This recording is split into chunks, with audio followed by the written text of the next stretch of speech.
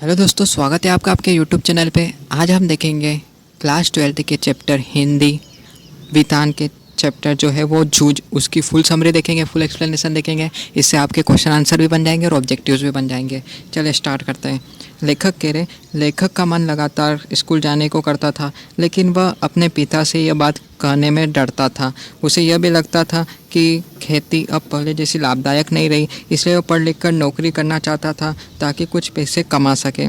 उसे इस बात का भी दुख था कि जब उसके दादा के समय में खेती अच्छी चलती थी, तब भी पिता के समय में परिस्थिति बदल गई है। लेखक अपने भविष्य को लेकर गंभीर था और चाहता था कि कोई उसके पिता को समझाए ताकि वह दोबारा स्कूल जा सके। मतलब वो लेखक जी, जो लेखक है वो कह रहे हैं कि मेरे दादा के समय में जो खेती होती थी वो बहुत लाभदायक होती थी, हम कुछ पैसे मिल जाते थे। मेरे पिताजी के जो समय आया उसमें भी परिस्थितियाँ बदली और आज की स्थिति ये है कि उसमें खेती से कुछ भी फ़ायदा नहीं होता। आगे देखते हैं। जब एक दिन जब घर पर सभी लोग ईख पेरने के काम से थोड़े खाली हुए तो लेखक ने माँ से अपनी पढ़ाई की बात छेड़ दी। माँ जानती थी कि माँ जानती थी कि लेखक के पिता पढ़ाई के पक्ष में नहीं है, लेकिन जब लेखक ने उन्हें मनाया और सुझाव दिया कि वे दोनों दत्ताजी राव देसाई से मिलकर बात करें, तो माँ तैयार हो गई। रात में वे दोनों देसाई दादा के पास गए और माँ ने सारी स्थिति उन्हें समझाई। देसाई दादा को जब यह पता चला कि लेखक के पिता खुद खेती में हाथ नहीं लगाते, लेकिन बेटे को ज़बरदस्ती खेतों में झोंक दिया है, तो वे नाराज़ हो गए। मतलब कि जो लेखक है वो कह रहे हैं कि एक दिन मैंने मेरी माँ से बोला कि मुझे पढ़ाई करवानी है, पर लेकिन माँ को पता था कि जो इसके पिता है वो पढ़ाई के पक्ष में नहीं है, तो वो दोनों जो है दत्ताजी राव के पास गए और उन्हें सब कुछ बताया। और जो लेखक के पिताजी है वो क्या करते थे कि उन्हें खेतों में लगा दिया और खुद काम नहीं करते थे। आगे देखते हैं।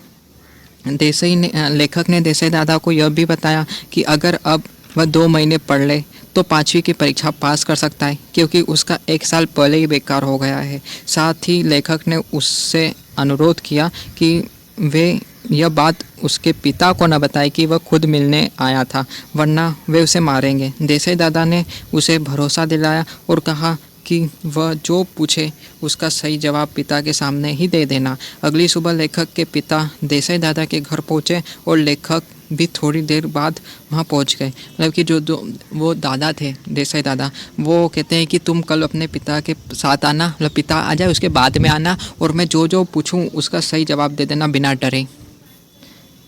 देसाई दादा ने बातचीत में चालाकी से लेखक से उसकी पढ़ाई का हाल पूछा और लेखक ने साफ कहा कि वह 5वीं में पढ़ता था, लेकिन अब खेतों के कारण स्कूल नहीं जाता। लेखक के पिता ने कहा कि वह उसे स्कूल जाने से नहीं रोकते, बस वह इधर से उधर घूमता है, वंकड़े और चारा बेचता है, सिनेमा देखने चला जाता है और घर के काम में ध्यान नहीं देता।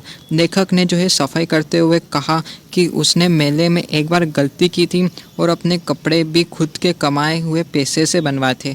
यह सुनकर देसाई दादा ने लेखक की बात मान ली और अगले दिन से स्कूल जाने की अनुमति दे दी। मतलब कि उन्होंने कहा, उनके पिताजी को लगता था कि ये मतलब गुटली मारता है, बाहर जाके काम करता है, कुछ खेलता है, स्कूल नहीं जाता। पर लेखक ने कहा कि नहीं, वो एक ही दिन हुआ था जब मैं मेले में गया था, और जो देसाई दादा थे उन्होंने कहा कि कल से तू स्कूल जाना। आगे बढ़ते हैं। जो पिता ने लेखक को कुछ शर्तों के साथ स्कूल भेजने की इजाज़त दी।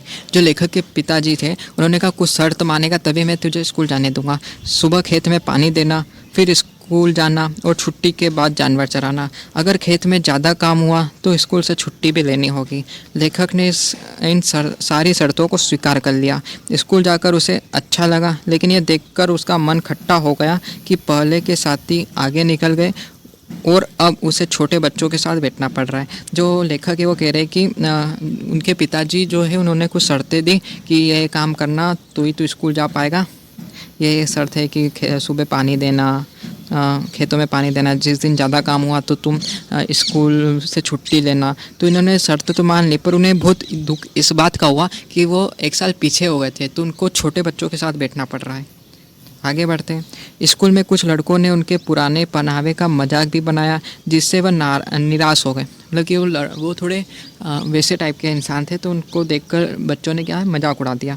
लेकिन अगली सुबह फिर से उत्साह जागा और उसने माँ से जीत कर एक नई टोपी और 2 नाड़ी वाली चड्डियाँ बनवाई।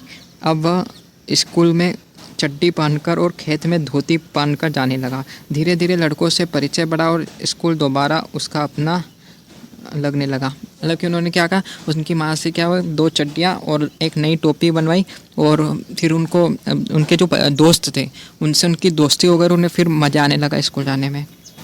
आगे बढ़ते हैं। मंत्री नामक मास्टर जो है बीच में कक्षा में पढ़ाने आए। वे बहुत ही सख्त स्वभाव के थे। वे छड़ी का प्रयोग नहीं करते थे, बल्कि गर्दन पकड़कर पीठ पर घुसा मारते थे। इसी कारण सभी छात्र उनसे डरते थे। वे गणित पढ़ाते थे। यदि किसी से सवाल गलत हो जाए तो वह सबसे पहले अपने पास बुलाते और फिर समझाते थे। लेकिन उनकी मार का डर इतना था कि सारे लड़के अब घर से पढ़कर आने लगे। क्योंकि उनके जो एक मंत्री नामक मास्टर थे जो उनको गणित पढ़ाते थे, वे बहुत ख़तरनाक थे, बहुत मतलब कि सीरियस टीचर थे। तो वो यही कह रहे कि वो सीरियस टीचर थे। उनके डर के कारण जो है बच्चे घर से ही मैथ सॉल्व करके आते थे कि भाई इन्हें तो मारेंगे। आगे बढ़ते हैं। कक्षा में वसंत पाटिल नाम का दुबला पतला लेकिन तेज लड़का था। मास्टर ने उसे अपनी होशियारी के कारण मॉनिटर बना लिया था।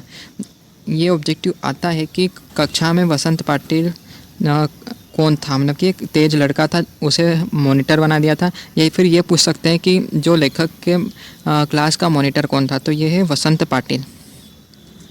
लेखक को लगता था कि वसंत उससे छोटा है और वह खुद ही पहले ही 5वीं में पहुंच गया था, इसलिए मॉनिटर उसे मिलनी चाहिए थी। फिर भी परीक्षा सिर पर होने के कारण लेखक ने पढ़ाई पर ध्यान देना शुरू किया। उसने वसंत की आदतों की नकल की, जिससे उसकी पढ़ाई में रुचि और एकाग्रता बढ़ने लग गई। मतलब कि वो कह रहे कि लेखक को जो ये लगता था, मतलब आनंदा को जो लगता था कि मैं तो पहले से ही 5वीं में पढ़ा हूँ, तो मॉनिटर मुझे बनना चाहिए, मैं इससे बड़ा हूँ तो उन्हें मॉनिटर बनना चाहिए था। पर लेकिन उन्होंने कहा कि ठीक है चलो, और जो है उन्होंने क्या करा कि जो मॉनिटर था उसकी नकल करने चालू कर दी, जिससे उनको पढ़ाई में मज़ा आने लगा और उनकी रुचि बढ़ गई और एकाग्रता बढ़ गई। आगे बढ़ते हैं। धीरे धीरे लेखक को गणित के सवाल समझ में आने लगे और उसके उत्तर सही होने लगे। मास्टरों का व्यवहार भी अब उससे के प्रति बदलने लगा। मतलब कि वो धीरे धीरे जो है लेखक पढ़ने लग गए, उनका जो मास्टरों के प्रति जो है मास्टर उन पे ध्यान देने लग गए। उसने अपनापन मिलने लगा। मतलब जो टीचरों से उसे क्या मिलने लगा, अपनापन मिलने लगा। वसंत से दोस्ती और मास्टरों के स्नेह के कारण लेखक का पाठशाला में मन लगने लगा और वह आत्मविश्वासी बन गया। मतलब कि वो कह रहे कि जैसे ही उनको टीचर को लगा कि हाँ ये बच्चा अच्छा पढ़ने लग गया, तो उन पर जो है ध्यान देने लग गए, और जो वसंत है उससे दोस्ती भी हो गई थी। तो इसके कारण जो है लेखक को स्कूल में बहुत अच्छा लगता था। वो ये कह रहे लेखक के मराठी के मास्टर न व सोनलागर बहुत अच्छे अध्यापक थे।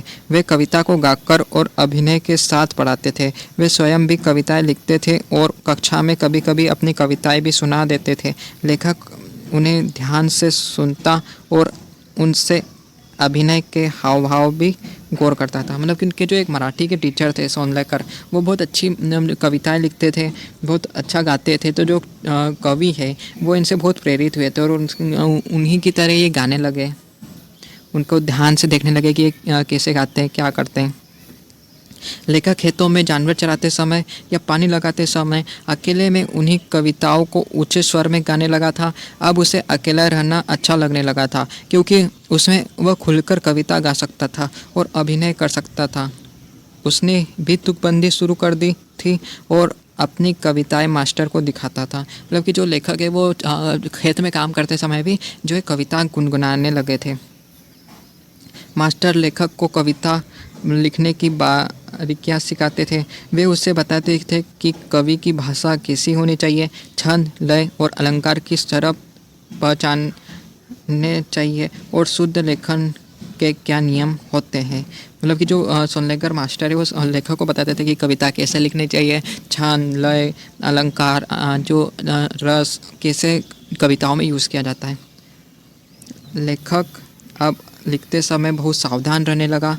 अब उसे शब्दों से प्रेम हो गया था। वह महसूस करने लगा था कि उसके मन में कोई मधुर संगीत बजता है। तो उन्हें लगता था कि मेरे मन में जो है मधुर संगीत बजता रहता है और मुझे कविताएं लिखने बहुत अच्छी लगने लगी। मतलब उन्हें कविता लिखनी बहुत अच्छी लगने लगी। आगे बढ़ते हैं। लेखक की मेहनत, लगन और मार्गदर्शन ने उसमें आत्मविश्वास भर दिया। मतलब कि वो बहुत कॉन्फिडेंस फील कर रहे थे। पहले जिसे पिता ने पढ़ाई से रोक दिया था, वही बालक कविता लेखन और अध्ययन में आगे बढ़ रहा था। यही छोटा लड़का आगे चलकर एक महान लेखक और उपन्यासकार बना। मतलब कि वो आगे चलकर जो है एक लेखक और उपन्यासकार बन गए। यही थी आज की कविता। आशा करता हूँ आपको समझ में आया होगा। अगर समझ में आया हो तो प्लीज़ वीडियो को लाइक कर देना, चैनल को सब्सक्राइब कर देना। Thank you.